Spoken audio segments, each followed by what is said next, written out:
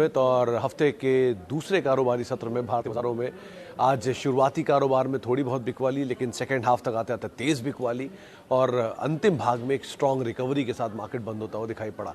पहले धीरे धीरे बिकवाली है और रफली 17,620 जिसको एक क्रूशल सपोर्ट के तौर पे मार्केट देख रहा था, उसको भी बाजार ने तोड़ा और उसके नीचे तक गया। वहाँ से एक स्ट्रांग पुल बैक मार्केट ने दिया भी। मेजर जो पुल बैक था वो निफ्टी बैंक की तरफ से था, जिसमें कोटक महिंद्रा बैंक जैसे बैंक्स जो कि एक स्ट्रांग सपोर्ट के साथ घूमते हुए दिखाई पड़े। एक अच्छी रिकवरी लोअर लेवल से करीब 700 अंकों के आसपास की रिकवरी निफ्टी में बनते हुए दिखाई पड़ी। आज के लिए जो स्टार परफॉर्मर था वो था आज PSU स्पेस, जहाँ तमाम PSU companies BHEL, BEL, HPCL, IOC, BPCL, इन सब में आज एक अच्छा मूव आता हुआ दिखाई पड़ रहा था। स्टार थे कोल इंडिया, NTPC से नाम भी, जहां पर बढ़िया खरीदारी बनते हुए दिखाई पड़ रही थी। इसके अलावा आज जो शानदार मूव मार्केट्स के अंदर देखने को मिला लोअर लेवल से, उसमें मेजरली बैंक्स पार्टिसिपेट कर रहे थे। रिलायंस इंडस्ट्रीज कुछ हद तक बाजार को सपोर्ट कर रहा था। बिकवाली थी आज IT स्पेस में, रियल्टी में, स्पेशली रियल्टी में, जहाँ पर बड़ी तेजी के बाद आज बिकवाली आई। इंडिया बुल्स रियल एस्टेट 5% टूटा, DLF 5% टूटा, गोदरेज प्रॉपर्टी में बिकवाली बनते हुए दिखाई पड़ी। तो ये मेजर नाम थे जहाँ पर प्रेशर बनता हुआ दिखाई पड़ा।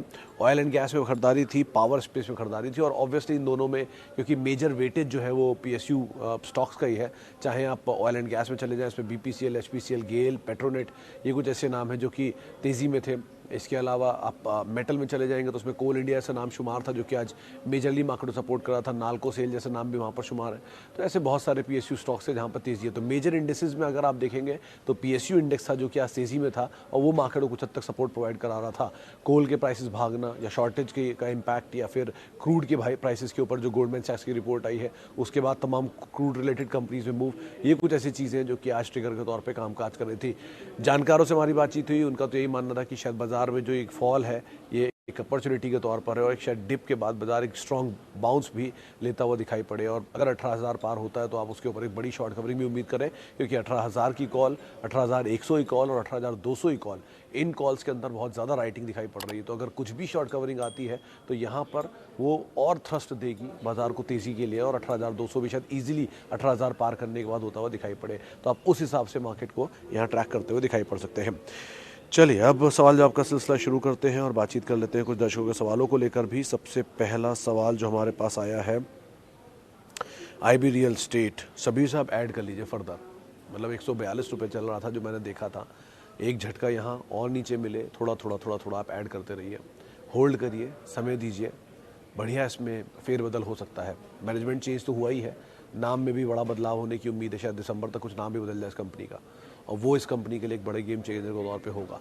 मैनेजमेंट चेंज बड़ी बात है, धीरे धीरे प्रमोटर का एग्जिट, आपने हाल ही में पढ़ा होगा रिसेंटली प्रमोटर ने कुछ माल बेचा था जो एग्जिस्टिंग पुराने प्रमोटर थे, तो वो प्रमोटर धीरे धीरे एग्जिट कर रहे हैं, नए प्रमोटर कंपनी को टेक ओवर कर रहे हैं, सिचुएशन बदल रही है, उस हिसाब से आप इसको देख के चलिए, समय दीजिए, नीचे ऐड करिए। अच्छा, IDBI, मनप्रीत साहब एक बड़ा इंटरेस्टिंग मूव इसमें आज था, बहुत स्ट्रॉन्ग वॉल्यूम के साथ इसमें खरीदारी थी और बाजार में कुछ खबरें भी थी कि शायद कुछ बाजार के बड़े निवेशकों ने यहाँ पे हिस्सेदारी खरीदी है। हालांकि कोई कंफर्मेशन नहीं है, लेकिन ऐसी खबरें बाजार के अंदर चल रही हैं। वैसे तो फंडामेंटल में बहुत कुछ है नहीं, लेकिन जब तक एटलीस्ट कुछ बड़ा डेवलपमेंट नहीं होता तब तक, लेकिन नियर टर्म में 46-47 की बातचीत है मार्केट में, तो आप अकॉर्डिंगली यहाँ कॉल लीजिएगा। लॉन्ग टर्म के लिए आपको बैंक्स में अच्छे नाम पता ही हैं। कोटक आज one of the largest bank बन गया, तीसरा सबसे बड़ा बैंक देश का, SBI को भी सुपरसीड कर गया, HDFC ICICI के बाद कोटक तीसरे नंबर पर आ चुका है, 4 लाख करोड़ की मार्केट कैप पार हो गई। तो इस तरह के बैंक्स को आप तवज्जो दीजिए, बड़े बैंक्स हैं, बेहतर है, नीचे आएंगे फिर दोबारा ऊपर आ जाएंगे ठीक से, तो उनको पहली प्रेफरेंस दिए लॉन्ग टर्म के लिए। शॉर्ट टर्म के लिए आप IDBI में प्ले कर सकते हैं। अच्छा, भारतीय एयरटेल 480 पर 81 शेयर, आज 2 दिन से ज़्यादा बिकवाली हो रही है, सपोर्ट ले सकते हैं? सुमित जी, मतलब मुझे नहीं पता कि आपने कैसे इसमें पोजीशन लिया है, ट्रेड के लिहाज से या लॉन्ग टर्म की व्यू के हिसाब से।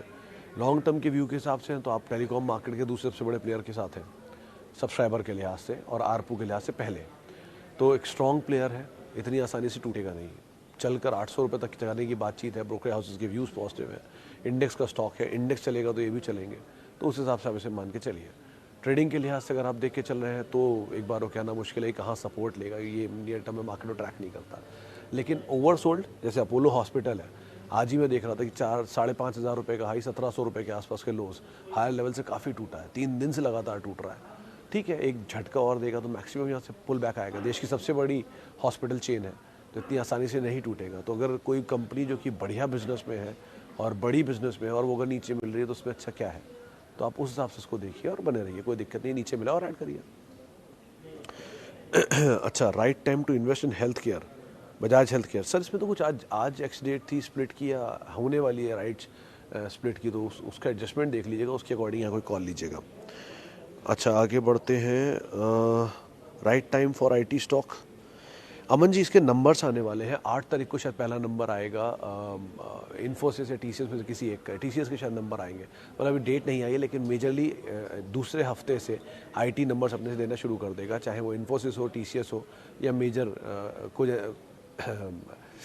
कोफोर्ड जैसी कंपनीज है जो कि अपने नंबर देती है पहले।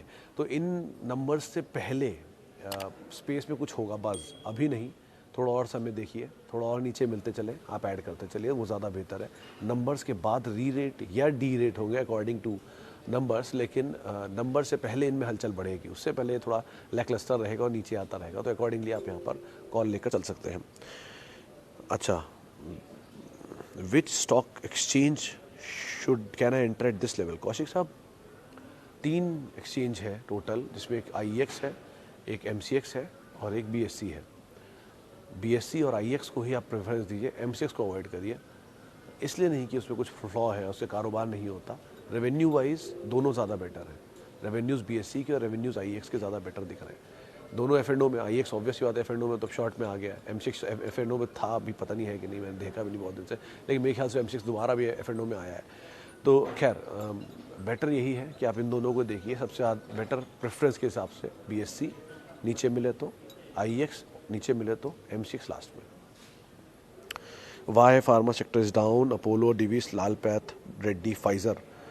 राजेंद्र साहब, बहुत बढ़िया तेज़ी दिखा चुका है पूरा स्पेस, जिन कंपनियों के नाम लिया आपने सब बहुत बढ़िया है, मतलब एक भी ऐसी नहीं है जो ख़राब हो इनमें से। आपने अपोलो का नाम लिया, देश की सबसे बड़ी pharma hospital chain, Divis one of the largest API player, Pfizer multinational giant, doctor Lal Pathlab सबसे बड़ी उसकी कंपनी टेस्ट एंड ऑल की, और डॉक्टर रेड्डीज़ तो आप जानते ही हैं कि बड़े ग्रुप की मेगा कंपनी है। तो इनमें से कोई भी कंपनी अगर आपके पास है या कोई भी कंपनी आप लेना चाहते हैं या सारी है, तो आप बढ़िया इन्हें एवरेज करते जाइए, बहुत ही सही कंपनियां हैं, कोई भी फ्लॉ नहीं है इन कंपनियों में। इंडिविजुअल रीज़न है, एक बड़ा बाजार में रीज़न ये भी चल रहा है कि शायद अगले साल US FDA के बड़ा मेगा FDA इंस्पेक्शंस हो, लेकिन हैविंग सेड दैट, ये पहले भी बहुत बार ही हो चुके हैं। बेटर यही कि आप अच्छी कंपनियों में, यही जो नाम लिए हैं, इनमें हर नीचे के फॉल में ऐड करते चले, सबसे अच्छा होता है। अच्छा, what you think about IPO rally?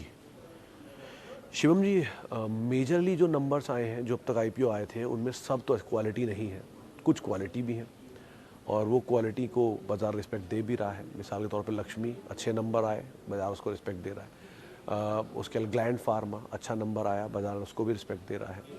उसके अलावा कुछ अभी ऐसे हैं जिनमें बज़ है, अभी तक क्लियर नहीं है कि वो बेटर होंगे या नहीं। Zomato one of them, IRCT से अच्छों में आता है, जोमेटो का भी पता नहीं है नंबर कैसे आए हैं। बर्गर किंग 2 बार में लॉस आ रहा है, लेकिन एटलीस्ट स्टेबलाइज कर रहा है, रेवेन्यू ठीक है उनके। तो बहुत कुछ डिपेंड करता है कौन सा पेपर है IPO का और किस तरह की वैल्यू रखी गई है। जो अब आज अलॉटमेंट है वो डिफेंस वाली कंपनी का, पारस डिफेंस का, तो वहाँ तो यही कहा जाएगा कि एक छोटी कंपनी थी, 170 करोड़ रुपए का उन्होंने शायद IPO लाए थे, और 140 करोड़ तो उनका रेवेन्यू ही है साल का। तो बहुत ही छोटा IPO, 300 करोड़ रुपए के आसपास की ऑर्डर बुक है, 3 साल की ऑर्डर विजिबिलिटी है, 50% सरकारी IPO, सरकारी ऑर्डर में जाता है, 50% प्राइवेट के सारे बड़े प्लेयर्स में जाता है। तो कंपनी अच्छी है, लेकिन छोटा IPO है, इसलिए 300 गुना ज़्यादा सब्सक्राइब हुआ। तो अब कैसे डिमांड आती है देखना होगा, लेकिन बेटर साइड पे डिमांड मान के चल रहा है बाजार। अच्छा, Godrej property to enter now. Pranav साहब, क्वालिटी में सवाल नहीं है कंपनी की, कंपनी बहुत अच्छी है गोदरेज, लेकिन और प्रोजेक्ट भी इनके बहुत अच्छे हैं, प्लेसमेंट भी बहुत अच्छा है, लेकिन दाम थोड़ा महंगा है, क्योंकि ये ऑलरेडी 1:1 बोनस के बाद वाला गोदरेज आज आप देख रहे हैं। तो बेटर ये है कि नीचे अगर आपको मिल रहा है तो IB रियल ज़्यादा अच्छी प्रेफरेंस पे है सो फार, वो आप देख सकते हैं। गोदरेज और टूट जाए तो आप ज़रूर उसमें एंटर करिए, कोई दिक्कत नहीं। अच्छा, लॉन्ग टर्म इन्वेस्टमेंट के शेयर। सुनील साहब, पहली 5 कंपनियां देश की, Reliance, TCS, HDFC bank, HUL, Infosys और आप HDFC लिमिटेड, ये 5 नाम तो आप जोड़ ही सकते हैं, सबसे सेफ होता है, इनमें कुछ नहीं करना आपको, ये 5 कंपनियां तो ग्रो करेंगी ही, बेसिक है बिल्कुल। धीरे धीरे करें, कोई दिक्कत नहीं है। 12-13% साल दे दें, कोई दिक्कत नहीं है, आराम से आप बने रहिए। ये नहीं तरीका समझ में आता तो लीडर्स के साथ जाइए हर सेक्टर के, और लीडर आइडेंटिफाई करना कोई बड़ी बात नहीं है। मारुति ऑटो का लीडर है, पेंट का लीडर एशियन पेंट है, सेकंड बेस्ट है स्पीडी लाइट, इंश्योरेंस के leader HDFC life, ICICI prudential, pharma leader में डिविस लैब, फार्मा में डॉक्टर रेड्डी, हॉस्पिटल में अपोलो हॉस्पिटल, बाइक में हीरो मोटो का, बजाज ऑटो, दोनों। तो ऐसे करके लीडर्स तलाश लीजिए और उनके साथ जाइए। कभी फॉल आएगा भी तो लीडर नीचे आएंगे, ऑब्वियसली सारा बाजार नीचे आएगा, और जब बाजार रिकवर करेगा तो लीडर सबसे पहले रिकवर करेंगे, सबसे सेफ होता है। तो ये 2 रणनीतियाँ हैं, इनमें से आप कोई भी चुन लीजिए।